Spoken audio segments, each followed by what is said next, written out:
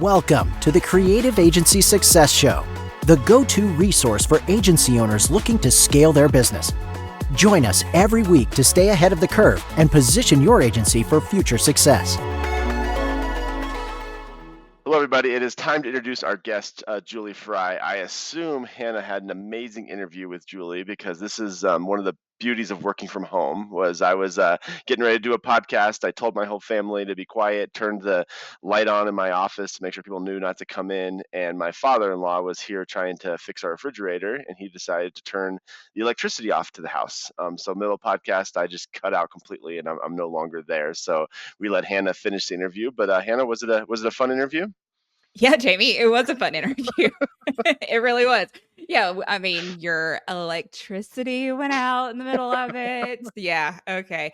But yeah, it was a great interview. Julie is the founder of Your Expert Guest, which is a podcast hosting, connecting people with podcast guests and things of that nature, which we've used her services in the past. So it was really cool to hear what her intent was and her story behind how she got started in business, and just the genesis of what even brought her into this space was really cool to hear from her. So yeah, we had a great time on the Hannah Show talking to Julie in this episode. So yeah, it's kind of sad because Hannah and I don't get to do interviews together too often. So I was looking forward to being able to work with Hannah. So I'm kind of upset I wasn't there for the whole interview, but I'm sure you did an awesome job, and I'll definitely have to listen to this one.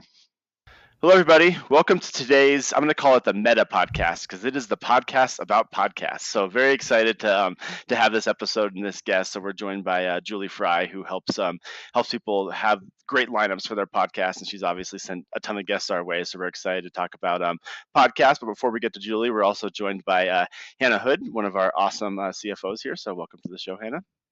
Thanks for having me. I'm excited to be here, and I'm excited to talk to you, Julie, because as the co-host of the UnCTA Success Show, obviously I have a very new, I guess-ish passion for podcasting.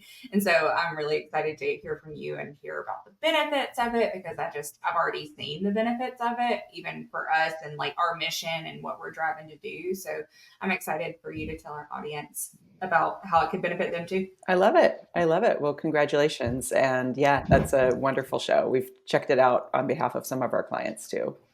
Ah, awesome. That's exciting to hear. Yeah. Luckily, you're saying that to Hannah. Hannah doesn't have as big a head as Jody, because she'll take it in stride. But Jody would have been like, "Oh man, we're going to hear about it for the next 10 years." He'd be like, "Do you want my autograph now or later?" That's what he would say. Yes. All right, Julie. So why don't you just start off by telling us a little bit about yourself, your background, and kind of how you got to where you are today. Yeah, for sure. So my company is called Your Expert Guest, and we are a podcast guest booking agency for business owners, thought leaders, and authors. So we work with people that are really trying to expand their network, establish credibility, and get in front of new audiences by being a podcast guest. We also do content repurposing as well. So pulling kind of the best nuggets from those interviews and then repurposing them into blog posts, audiograms, social media posts, Instagram reels, and short videos. So how I got into this is prior to this company, owned a women's networking organization. And it was specifically for women that were balancing motherhood and entrepreneurship. So I found that there was kind of a unique space in the networking and live event space to accommodate our needs. And I started that when my kids were 3 and 5. So we did live events, online events, and an annual conference. And as my kids started getting older and I started to kind of have the desire to do something a little different, I decided to put that business for sale in 2019. And the sale finalized in January of 2020. So going back and remembering what life was like back then, we were just at the very early stages of hearing about this virus that was, kind of going on, but not affecting the US yet. And come March, I was talking to a number of my friends who are speakers, and they were really getting stressed about the fact that live events were being canceled. The world was starting to shut down. I still remember March 13th as the day that the school said, okay, we're closing for 2 weeks. And all the parents are thinking, oh my gosh, 2 weeks, that's terrible. And so there was just a lot of chaos going on at that time. And I was walking my dog one morning and listening to a podcast, as I always do. And I just had the thought, well, gosh, a lot of these friends of mine still need visibility for their business. They could speak on podcasts as guests. You know, a lot of podcasts are interview format. They're always looking for great guests. Maybe I could start a business, excuse me, where I could connect them to the podcast hosts. And that was really the genesis of this business starting. So incorporated in May of 2020 and have grown organically ever since. And now we're a team of 6 who work directly with our clients. So that's our story. I love hearing that there was beauty through COVID. Like, I love stories like this, that, you know, COVID wasn't all bad. I think it taught us a lot of things and really shaped like the world, obviously in many ways, but clearly it worked for the good in your business. And I love to hear stories like that. I want to hear about the business owners that you've helped and just this push towards podcasting in general. Obviously, I'm going to be honest, like, I don't know that I'd thought about the connection to COVID with podcasting and just the revolution that really did happen in this space. I know I was at a marketing event a few months ago, and there was a whole session on like podcasting for your business and podcasting for brand awareness and establishing yourself as a thought leader through podcasting. What would you say, like, what are some, like, I want to hear some success stories in that, in terms of from some of the people who've come to you looking to establish themselves as such and have gone and gotten over the fear of doing it and then seen some benefit from that. Yeah, definitely. So we work with a lot of service providers. So we've worked with a number of virtual CFOs, agency owners in the sense of either a marketing agency or agencies that provide services like executive virtual assistants. So kind of a wide range of service providers and some product companies. But for the service businesses, most of us rely on referrals, right? For business, you know, we have some inbound, you know, we might do some outreach if we have a business development person, but a lot of service providers, their bread and butter is referrals. And so I always say that when you are guesting on podcasts, it's kind of taking your referral business and putting it on steroids. Because you are getting this very unique and rare opportunity to spend 30 minutes to an hour with another business owner who has this network of listeners that already know and trust them. So it's sort of a 2-for-1 because you're getting in front of the listeners and you're building this great relationship with the host. And I can talk a little bit about, you know, some things that we suggest to nurture that relationship. But that's the approach that we take with a lot of our clients, is that it is an opportunity to really expand your referral network. So that's one of the key reasons why many of our clients start working with us and continue to keep working with us, because it's the easiest marketing that you'll ever do. And it has such a long tail. We had a client who worked with us for about 2 years. And she was just mentioning to me the other day that, oh, a host that I interviewed with 2 years ago just reached out to have a discovery call, and it looks like we're going to work together. So it's planting all of these seeds all over the place, and then they come to harvest, sometimes right away, sometimes 6 months down the road, sometimes many years down the road. But because the show notes are also available online, you know, your episodes are discoverable forever. So as long as the internet's around. I love that. And kind of like you said, the repurposing of the content too is like, that is so crucial. Like, we can take this short little snippet of what you said, of this, like, you may look at it as a guest and be like, man, I killed it with that answer. I'm going to use that as part of my marketing and put that into the world. Like, there are so many uses. And I just feel like it is just some of the best use of time from a marketing perspective, from getting your message out there. Like it lives on, like you said, forever. I used to work in insurance, and there was this whole concept of an agent who he like had a ton of speeches and a book and everything put out about how he solely built his business around referrals. Mm-hmm. Mm-hmm. Hands down, he never spent any marketing dollars anywhere else. He never bought any list of people to call, like none of that. He had truly only built his business around referrals.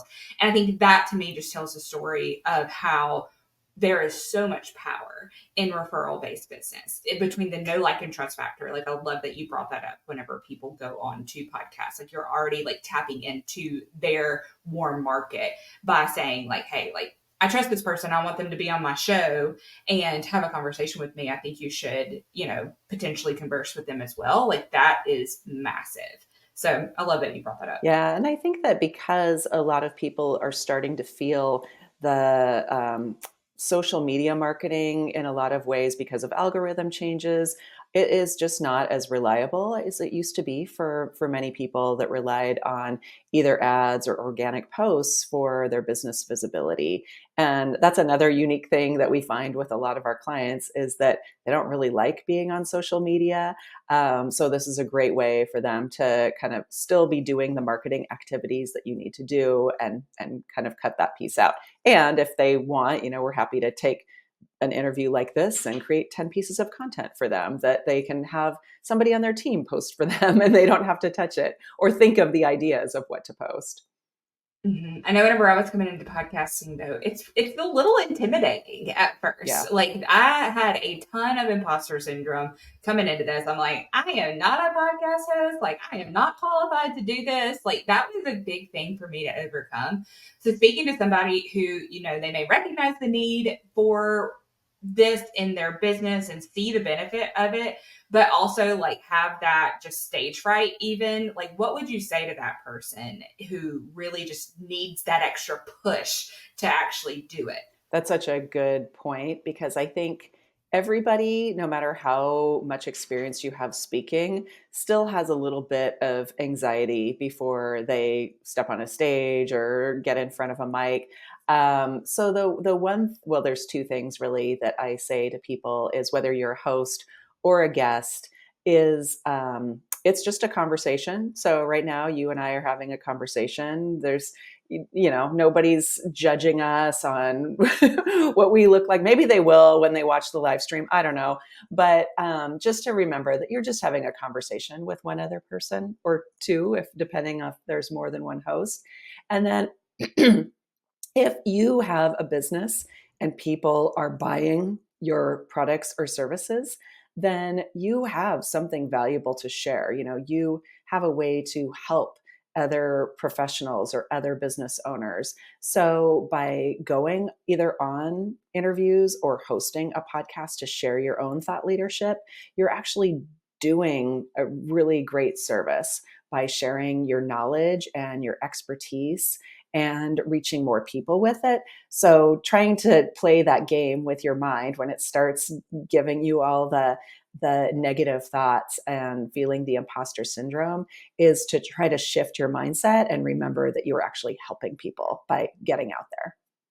Mm-hmm. I love that. It really is a mind game because then once I get in the conversations, I'm like, oh, this really isn't so bad. Like it has been a lot of fun, but it really has like my mind was my own worst enemy in the beginning. I'm a big fan of keeping a document with customer testimonials or nice things people have said about you or your wins and looking at that from time to time. And so if it helps to look at that before you get on the mic, just to remember that you're really awesome and you have a lot of great expertise to share, then that also can help you. Anything you can do to kind of show your mind that those negative thoughts are not needed. That's right. The power of affirmation. Yes. Like you just got to lean into that and know. And I love that you brought up that you just have to remember that like you have value to give the world. And if you're a business owner, a thought leader, like clearly you believe that to some capacity. So you just got to convince yourself that like it's worth getting out there and having conversations about because you just never know who you're going to reach. And I think initially I went into podcasting thinking like, oh, we might reach like a handful of people and like that would be great. And it has just been amazing to me that every single week I have people reaching out to me on LinkedIn saying, hey, I found your show. Like, this has been really awesome. Like, it's been so cool, like getting to connect with you, there. I'd love to connect with you here on LinkedIn. Like, it's been just mind blowing to me. So if I'm thinking, and I'm just doing that for like from professional development perspective. Like, so if I'm doing that as a business owner and thinking of that reach, like that is incredibly valuable. Have you seen, especially speaking to business owners, have you seen them not just for themselves, but also lean on other people in their team to start to develop them as thought leaders for their organization? Or is it just primarily business owners? Nope, we've definitely seen both, depending on the size of the organization. So for smaller companies, it usually is the CEO, but in larger organizations, they definitely have tapped their C-suite to go on podcasts. It helps spread the load as far as the time commitment.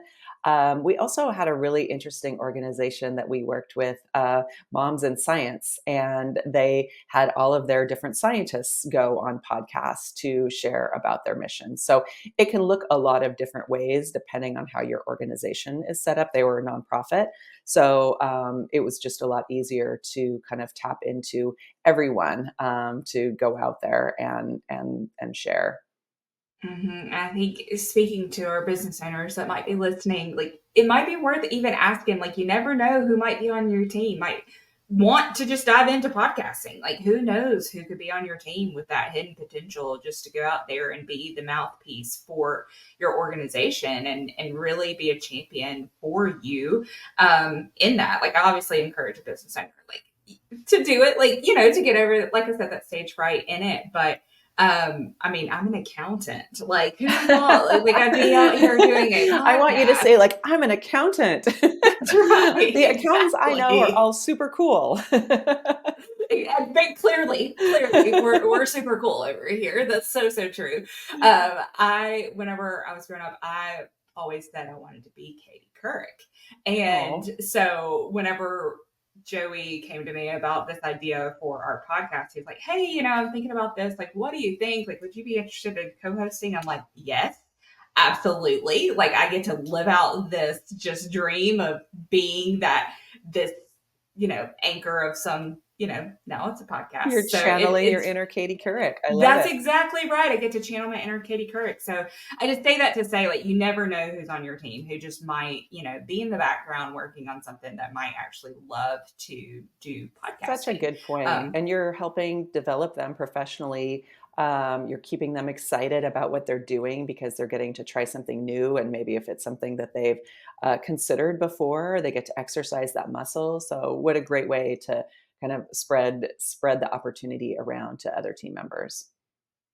That's exactly right. And then we actually had a conversation with somebody on one of our podcasts just talking about branding and how that is an opportunity for people within your organization and yourself to really develop your own brand and communicate your own brand, like outside from the organization in terms of what you're actually selling or doing or promoting, developing yourself as a brand. And the argument was that some business owners might be intimidated by that and thinking like, oh, I'm going to help this person develop their own brand. I'm going to give them this voice and this mouthpiece, and then they're going to leave. But I think what I've found in especially observing other people who do it is like, no, you're actually like creating retention in that because they're a champion for your brand. Like they're dedicated to your brand in that way. So again, just trying to pose the argument that it's worth exploring that for business owners in multiple facets. Yeah, I actually was just listening to an episode of this podcast that was about LinkedIn thought leadership. And that was the exact same discussion, is that fear of, well, if your employees are developing their own personal brands and thought leadership, isn't that, more of a reason for them to be poached away or leave? But it's the same thing. I think that when people feel invested in your company's mission, and vision, they're more likely to feel engaged and involved and a part of it, like have some ownership. So I think that this is another great way to do that is through podcasting. I love that. Julie, I want you to tell our listeners, like, what does working with you look like? Like, what does a typical engagement look like in the relationship with your clients? Yeah, for most of our clients, we do it's done for you podcast guest booking. And so we start with a deep dive, understanding the client, what's the why behind what they're doing, what are their goals in terms of what are they wanting, what messages do they want to get out there. And through that, we develop a media kit for them that's on brand. We develop the strategy of what shows are they going to go onto, what genres, what will they be talking about, and start to develop that list. And then our account managers then do the outreach and the follow-ups, because oftentimes it does take multiple follow-ups to either get a yes, no, maybe later from the hosts. And then we get them booked. We also prep them for each interview by giving them a backgrounder on each podcast.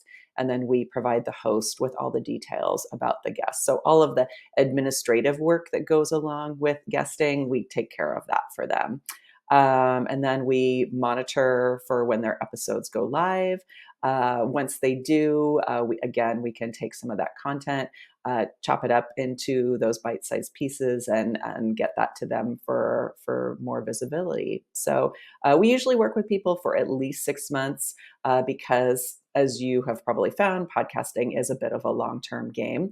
So by giving it at least that amount of time, then we can start to see what genres of podcasts or what interview topics are really resonating, and where are they seeing the ROI? Where are they seeing more email signups for their list or more discovery calls getting booked?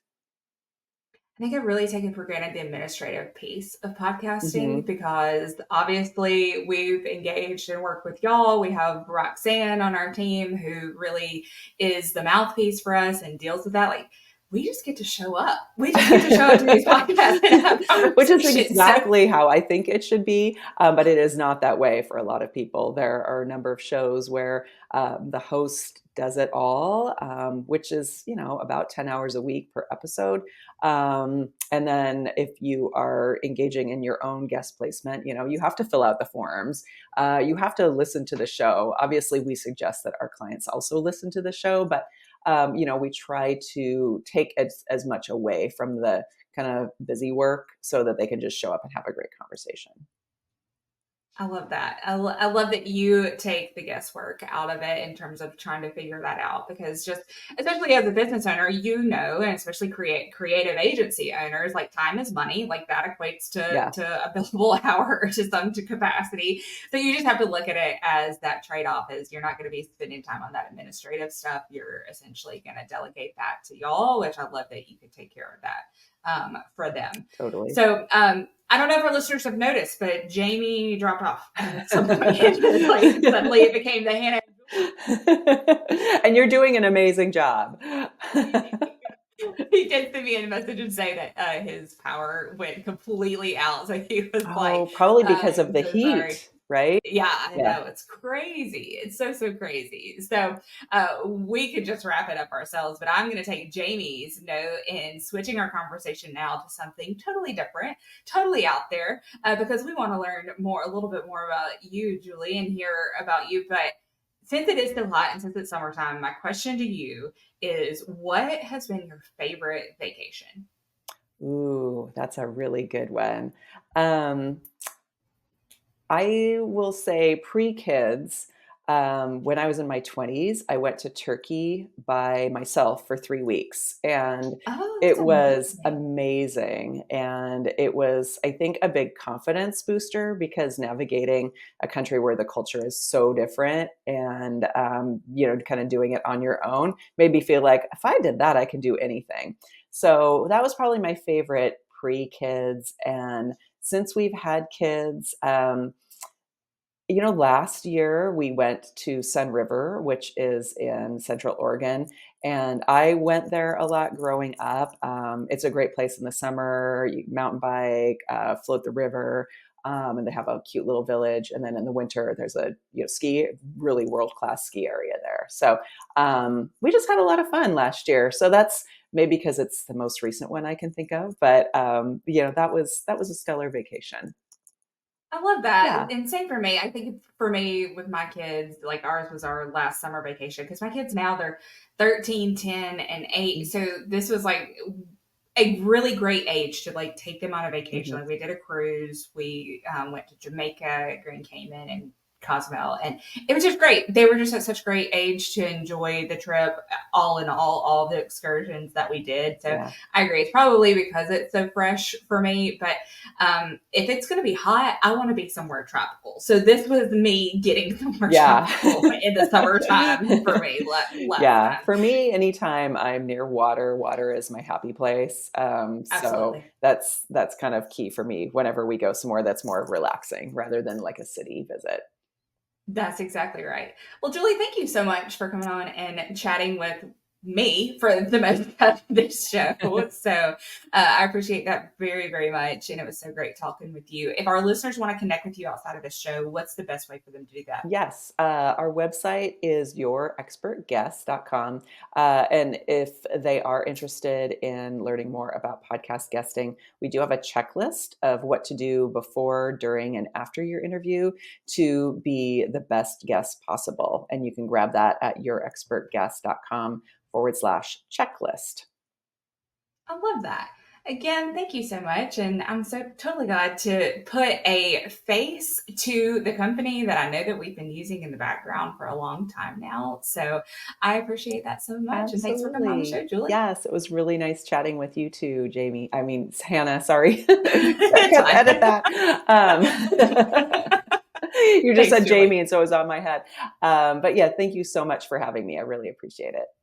You bet. All right. Bye-bye. Enjoy this podcast? Visit our website, summitcpa.net, to get more tips and strategy for achieving business success. We're here to be a resource in this ever-changing industry.